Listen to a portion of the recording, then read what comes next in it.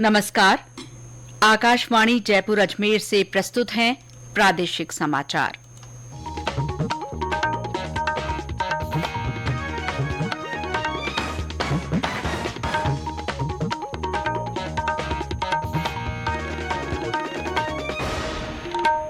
मुख्य समाचार। प्रधानमंत्री नरेंद्र मोदी ने दुबई में COP28 की उच्च स्तरीय बैठक को संबोधित किया।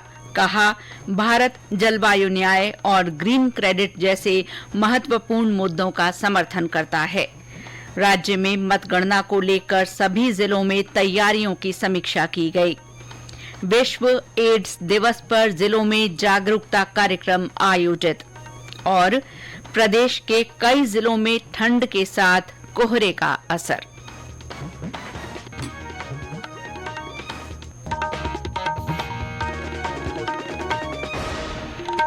समाचारों के साथ मैं शीला चावला और अब समाचार विस्तार से। प्रधानमंत्री नरेंद्र मोदी ने आज दुबई में COP28 की उच्च स्तरीय बैठक को संबोधित किया। श्री मोदी ने कहा कि भारत जलवायु न्याय, जलवायु वित्त और ग्रीन क्रेडिट जैसे महत्वपूर्ण मुद्दों का निरंतर समर्थन करता है।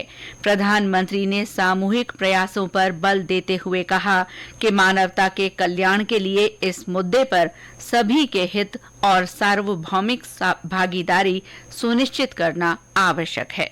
हमने तय किया है कि नॉन फॉसिल फ्यूल का शेयर हम बढ़ाकर 50% करेंगे और हम 2070 तक नेट जीरो के लक्ष्य की तरफ भी बढ़ते रहेंगे।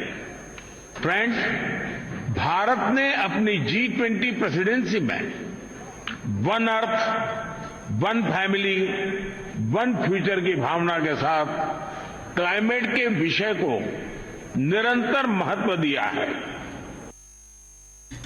प्रधानमंत्री ने ग्रीन क्रेडिट पहल का प्रस्ताव किया। इसमें व्यावसायिक पहल से अलग आम जनता को कार्बन क्रेडिट देने का प्रस्ताव किया गया है।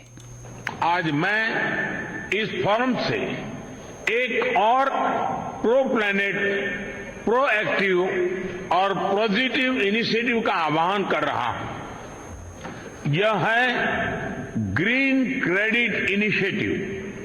यह कार्बन क्रेडिट की कॉमर्शियल मानसिकता से आगे बढ़कर जन भागीदारी से कार्बन सिंक बनाने का अभियान है। मैं उम्मीद करता हूं कि आप सब इससे जरूर जुड़ेंगे। श्री मोदी ने कहा कि इससे कार्बन उत्सर्जन से जुड़े मुद्दों के संबंध में आम जनता की भागीदारी बढ़ेगी। उन्होंने विश्व नेताओं से निजी हितों से आगे बढ़ने का आह्वान किया। श्री मोदी ने कहा कि इसके लिए संतुलित जलवायु वित्त और प्रौद्योगिकियों को लेकर संतुलित नीति अपनानी चाहिए। सम्मेलन में प्रधानमंत्री ने विश्व के कई नेताओं से बातचीत भी की। COP28 सम्मेलन बृहस्पतिवार को शुरू हुआ था और 12 दिसंबर तक चलेगा। COP28 विश्व नेताओं का महत्वपूर्ण मंच है जो जलवायु परिवर्तन से निपटने और पेरिस समझौते के तहत हुई प्रगति का आकलन करने के लिए प्रतिबद्ध है। इसका उद्देश्य जलवायु कार्रवाई के क्षेत्र में भावी प्रयासों के लिए कार्यनीतिक रूपरेखा तैयार करना भी है। COP28 से अलग एक और महत्वपूर्ण आयोजन लीड IT 2.0 का उद्घाटन होगा, जिसमें प्रधानमंत्री भाग लेंगे। इसका आयोजन भारत और स्वीडन ने संयुक्त रूप से किया है। राज्य में मतगणना को लेकर सभी जिलों में आज तैयारियों की समीक्षा की गई। मुख्य निर्वाचन अधिकारी प्रवीण गुप्ता ने जयपुर के राजस्थान कॉलेज पहुंचकर मतगणना की व्यवस्थाओं का जायजा लिया। इसके बाद मीडिया से बातचीत में श्री गुप्ता ने कहा कि सभी जिलों में 3 दिसंबर को होने वाली मतगणना की तैयारियां पूरी कर ली गई हैं। उन्होंने बताया कि नतीजे और रुझान तुरंत प्रभाव से आम जनता और मीडिया तक पहुंचे, इसके लिए तकनीक का इस्तेमाल किया जाएगा। उन्होंने कहा कि तकनीकी उपकरणों का कल ट्रायल किया जाएगा। जो हमारी इलेक्शन टीवी ट्रेंड है वो हमारे मीडिया के जो मीडिया सेंटर होगा उसमें जैसे ही आरओ अपनी टेबल पे अगर उसको कंप्यूटर में डेटा फीड करेगा तो लाइव फीड तुरंत ही मिल जाए। हर विधानसभा का अलग अलग राउंड है, तो 21 से लेकर 20 से लेकर 27-26 राउंड है लिया है और अभी तक की तैयारियां ठीक है। कल हम लोग एक ड्राई रन जो होता है हमारा आईटी का, जो सब कुछ यहाँ पर लाइव चलेगा कि नहीं चलेगा, जो कंप्यूटर्स आज शाम तक लग जाएंगे, तो कल एक बार फिर पुनः ये ड्राई रन करेंगे। सवाईमाधोपुर जिले में मतगणना को लेकर व्यापक इंतजाम किए गए हैं। जिला निर्वाचन अधिकारी सुरेश कुमार ओला ने बताया कि मतगणना के लिए 3 स्तर की सुरक्षा व्यवस्था रखी गई है। चित्तौड़गढ़ जिला निर्वाचन अधिकारी गौरव अग्रवाल ने बताया कि रविवार को होने वाली मतगणना के लिए सभी तैयारियां पूरी हो गई हैं। एक काउंटिंग सेंटर के अंदर 13 तो ईवीएम की काउंटिंग टेबल्स लगाई गई हैं, 3 पोस्टल बैलेट की काउंटिंग टेबल लगाई गई है, 1 ईटीपीबीएस की काउंटिंग टेबल लगाई गई है। इस प्रकार से कुल मिला के 17 आपकी काउंटिंग टेबल्स लगी हैं और अपने जिस प्रकार से बूथ है प्रत्येक सभी असेंबली कॉन्स्टिट्यूएंसीज के अंदर 22 से लेके 25 राउंडों के अंदर पूरी मतगणना कंप्लीट हो जानी चाहिए।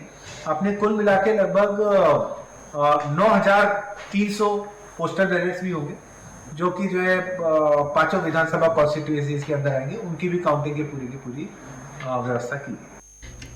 उधर भीलवाड़ा में आज मतगणना से जुड़े कर्मियों को 1 दिन का प्रशिक्षण दिया गया। इस दौरान जिला निर्वाचन अधिकारी आशीष मोदी ने कहा कि सभी को स्वतंत्र और निष्पक्ष होकर मतगणना कार्य करना है।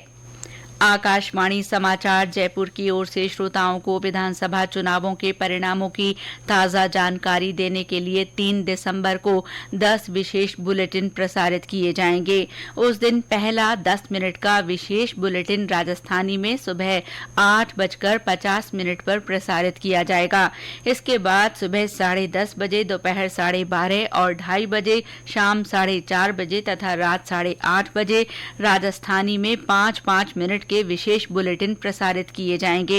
हिंदी में 5-5 मिनट के विशेष बुलेटिन सुबह 11:30 बजे, दोपहर 3:50 पर, शाम 5:30 बजे और 7:30 बजे होंगे।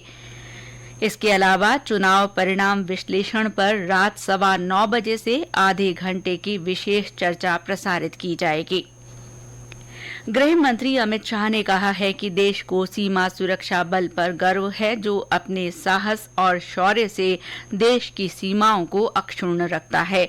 गृह मंत्री आज झारखंड के हजारीबाग में बीएसएफ मेरू प्रशिक्षण केंद्र में सीमा सुरक्षा बल के 59वें स्थापना दिवस समारोह को संबोधित कर रहे थे। उन्होंने सीमा सुरक्षा बल के जांबाज शहीदों को श्रद्धांजलि अर्पित करते हुए कहा कि मातृभूमि के लिए सर्वोच्च त्याग के कारण देश उनका सदैव ऋणी रहेगा।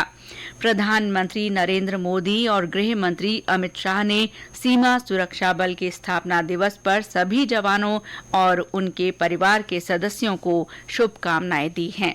ये समाचार आकाशवाणी जयपुर अजमेर से प्रसारित किए जा रहे हैं। राष्ट्रपति द्रौपदी मुर्मू ने आज पुणे में सशस्त्र बल मेडिकल कॉलेज को राष्ट्रपति का निशान प्रदान किया। राष्ट्रपति ने इस कॉलेज की प्रगति में सभी कर्मचारियों और अधिकारियों के योगदान की सराहना की। इस मौके पर श्रीमती मुर्मू ने विशेष डाक टिकट और 75 रुपए का सिक्का भी जारी किया। उन्होंने कंप्यूटर मॉडल आधारित चिकित्सा कम्प्यूटेशनल मेडिसिन के लिए सशस्त्र बल केंद्र प्रज्ञा का वर्चुअल माध्यम से उद्घाटन भी किया। राष्ट्रपति ने कहा कि ये केंद्र सशस्त्र बल मेडिकल कॉलेज को आर्टिफिशियल इंटेलिजेंस के उपयोग से अत्याधुनिक स्वास्थ्य अनुसंधान के क्षेत्र में वैश्विक संस्थान बनाने में मदद देगा। चिकित्सा और स्वास्थ्य विभाग की अतिरिक्त मुख्य सचिव शुभ्रा सिंह ने कहा है कि प्रदेश में नियमित टीकाकरण की दिशा में लक्ष्यों के अनुरूप बेहतर काम हुआ है। आज जयपुर में टीकाकरण के लिए गठित स्टेट टास्क फोर्स की बैठक में उन्होंने कहा कि भावी पीढ़ी की स्वास्थ्य सुरक्षा की दृष्टि से विभाग का लक्ष्य है कि प्रदेश में 100% टीकाकरण सुनिश्चित हो। इसके लिए उन्होंने कहा कि प्रदेश में नियमित टीकाकरण का लक्ष्य राष्ट्रीय औसत से बेहतर रहा है। इसे अब 100% टीकाकरण की ओर लेकर जाना है। आज विश्व एड्स दिवस है। ये दिवस विश्व भर में लोगों को HIV वायरस के प्रति जागरूक करने और एकजुट होकर इससे निपटने के लिए मनाया जाता है। इस बार विश्व एड्स दिवस का विषय है लेट द कम्युनिटीज लीड। प्रदेश में इस अवसर पर विभिन्न कार्यक्रम हुए। भरतपुर में चिकित्सा और स्वास्थ्य विभाग की ओर से जागरूकता रैली निकाली गई। बाड़मेर में निबंध और पोस्टर प्रतियोगिताएं आयोजित की गईं।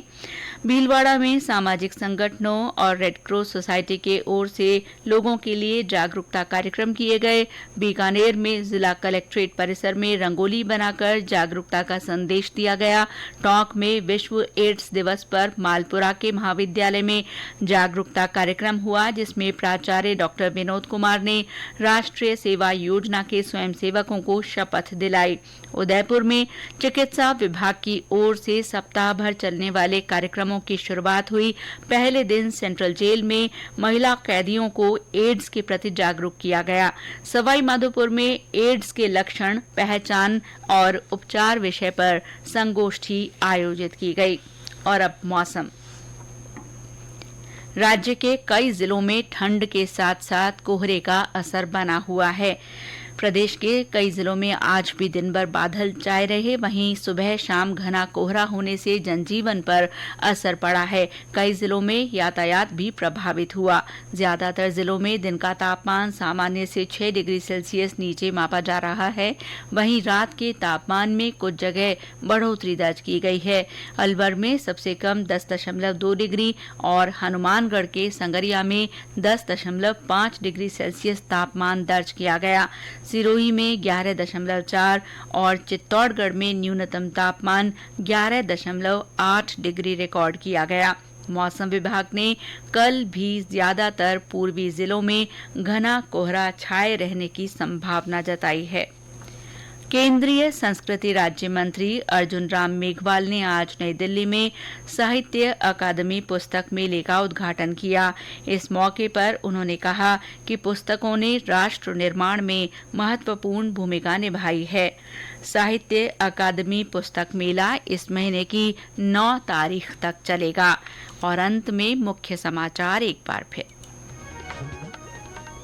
प्रधानमंत्री नरेंद्र मोदी ने आज दुबई में COP28 की उच्च स्तरीय बैठक को संबोधित किया। उन्होंने कहा कि भारत जलवायु न्याय और ग्रीन क्रेडिट जैसे महत्वपूर्ण मुद्दों का समर्थन करता है। प्रदेश में 3 दिसंबर को होने वाली मतगणना को लेकर सभी जिलों में तैयारियों की समीक्षा की गई। विश्व एड्स दिवस पर राज्य के सभी जिलों में जागरूकता कार्यक्रम आयोजित किए गए। और प्रदेश के कई जिलों में ठंड के साथ साथ कोहरे का असर बना हुआ है। इसके साथ ही प्रादेशिक समाचार बुलेटिन समाप्त हुआ। नमस्कार।